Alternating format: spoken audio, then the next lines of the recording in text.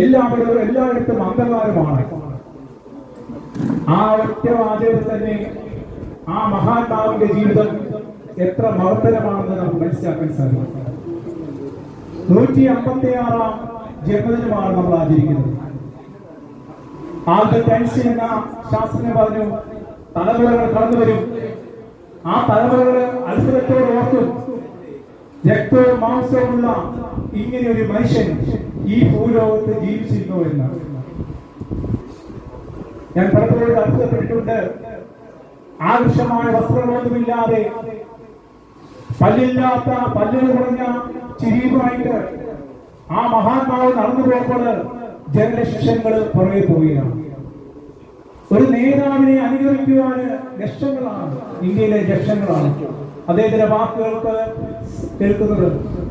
അദ്ദേഹം പറയുമ്പോൾ സ്വർണ്ണാഭരണങ്ങൾ ഊരിക്കൊടുക്കുന്നു. ഈ മഹാത്മാവ് സംസാരിക്കുന്നത് നമുക്ക് വേണ്ടിയാണ്, നമ്മുടെയാണെന്നുള്ള വികാരം.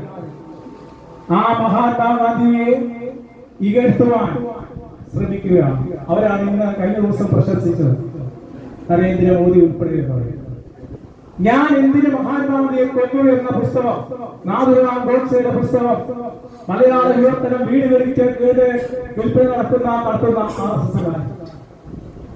മഹാത്മാഗാന്ധിയുടെ വധം വീണ്ടും ചിത്രീകരിക്കുന്ന സംഘപരിവാറിന്റെ സംഘങ്ങൾ ആ ചിത്രം വെച്ചിട്ട് വെടി ഉതിർക്കുകയാണ്. പ്രിയപ്പെട്ടവരെ, മഹാത്മാഗാന്ധി എന്ന ഒരു ശക്തിയില്ലായിരുന്നെങ്കിൽ ഈ രാജ്യത്തിലെ സൂര്യൻ അസ്തമിക്കാത്ത ബ്രിട്ടീഷുകാരുടെ പോരാടി ഈ രാജ്യത്തിന് സ്വാതന്ത്ര്യം നേടിക്കൊടുത്തത് മഹാത്മാവാണ്. അദ്ദേഹത്തിന്റെ വാക്കുകളാണ്, അദ്ദേഹത്തിന്റെ ചിന്തകളാണ്. സ്വാതന്ത്ര്യം കിട്ടിയപ്പോൾ കൽക്കട്ടയിൽ നടന്ന വർഗീയ കലാപം, ആയിരക്കണക്കിന് പതിനായിരക്കണക്കിന് പട്ടാളക്കാർക്ക് അഴിച്ചവർത്താനാവാത്ത വർഗീയ കലാപം. മഹാത്മാവിന് പറഞ്ഞു, മരണം വരെ ഉപവസിക്കുകയാണ്. ആ മഹാത്മാവ് ദിവസം നിരാഹാരം രക്ഷിച്ചപ്പോൾ ആയുധധാരികൾ ആയുധം താഴെയിട്ടു. കൽക്കട്ടയിൽ സമാധാനം കൈവന്നു. സ്വതന്ത്ര ഇന്ത്യയില് ആ മഹാത്മാവിന് മാസങ്ങൾ ജീവിക്കാനുള്ള ഭാഗ്യമേ ലഭിച്ചുണ്ട്. രക്തസാക്ഷിത്വം 1948 തിരുവനന്തപുരത്താണ്.